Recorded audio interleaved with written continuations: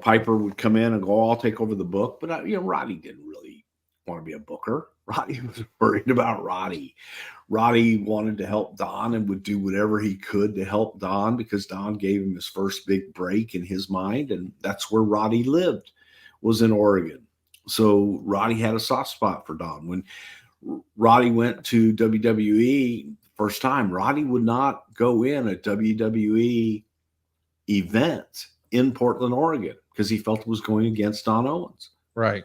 So that's the kind of loyalty that Don had. Don was a very fair man, very nice man, and, pulled no punches, but was easy to work with. And then the last booker in the Portland territory was Lynn Denton, the grappler. And Lynn, booked it for a long time, and he and Roddy actually were partners in Piper's Pit Oil Change. I think that's what it was called, where Lynn ran Roddy's, it was like a 10-minute oil change gimmick there in Orland called Piper's Pit, oil change. That's where you go pull into the pit, get your oil change, you're out 10 minutes, by God. How about that? And Lynn managed those for him, but Lynn was also the booker there and did a good job until kind of, finally just, as with everything else, evolution. And it just no longer weekly wrestling in markets just wasn't supported anymore. And they tore down the Rose Garden, which is where they ran in Portland.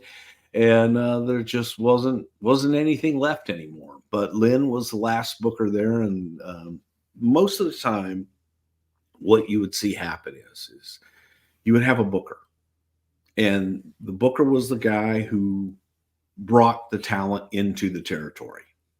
So if you were friends with the booker, wherever the booker went, you could usually tell, okay, who's going to follow him? Who's his crew going to be? And a good booker usually had a crew of guys that were loyal to him. So that if he had a falling out with a promoter, that promoter usually knew, okay, oh God damn, if I lose him, then I'm losing all these other guys. Not all the time. A lot of guys, not everybody would follow right away. Usually, it's just by attrition they would.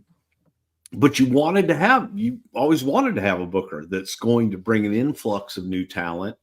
But you also want one that can take the talent, the hot talent that is there at the time, and work with them and be able to kind of work with them and then bring your guys in slowly but surely.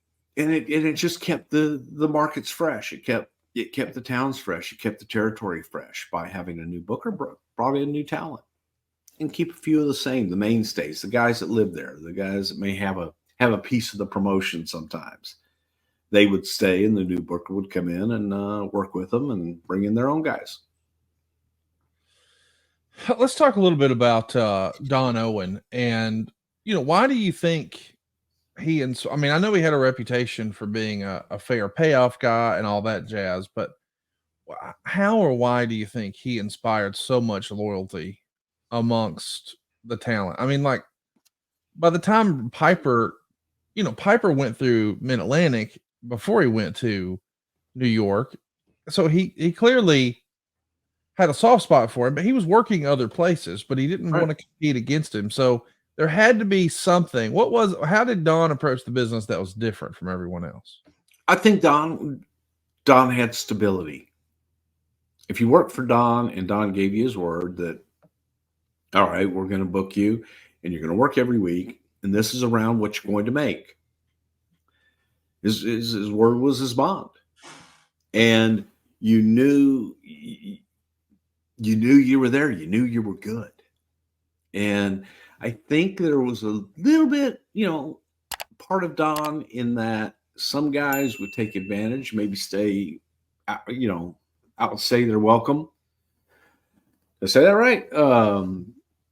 But he was steady. It wasn't, you knew you were going to work every week. You knew you were going to be on TV. You knew, because Don only had so many guys. He only had so many slots. Didn't bring in more guys than he could use, and used everybody he had. So that was the appeal, man. You got to do TV and you got to work every night. So that was, Don was a man of his word, paid well for a territory that size, and you knew that you had a job. And he would help you get, if you went to Don O and said, Don, man, I'm like, God, I can't take this Pacific Northwest anymore. Can you get me booked somewhere?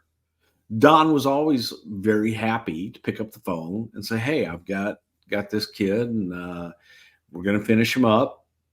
Can you use him? He would find them someplace to go. He would make that call and help them get booked elsewhere. Not everybody would do that. Hey, you want to leave? Get the hell out. I'm done with you. Don would help you. And I think for the guys, that was like Piper's thing. For the guys that would walk out on Don, man, Roddy would, he would never forget, because Roddy was that kind of guy. He was very loyal. Talk to me a little bit about the way other promoters looked at Don, like in terms of Paul Bosch, was he held in high regard as well? I think so.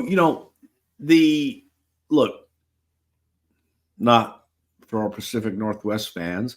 I'm sorry, man. I'm from Texas.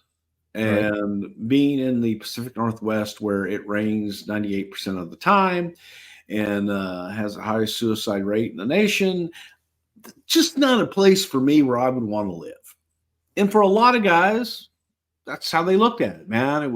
Portland was someplace you could go a lot of times where nobody else would take you. So Portland was a destination that it was good work. It was solid work. I know Tom, my brother Tom, went to Portland, had a hell of a run. It was there, Brett Wayne Sawyer, and, they had a blast. Stayed at the Bomber Hotel in Portland, man. That's where they lived. And I actually tried to go by the Bomber. The Bomber is no longer there, but it had an old Bomber airplane. That was its logo. It was up on a post. Right.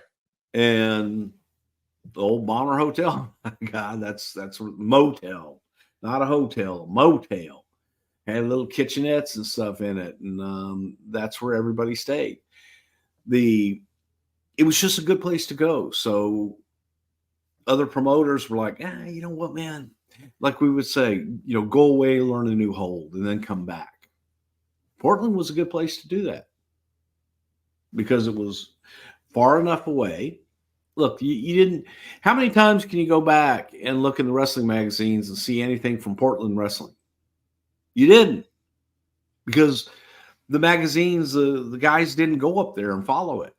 Right. So you could pretty much hide in plain sight in the Pacific Northwest.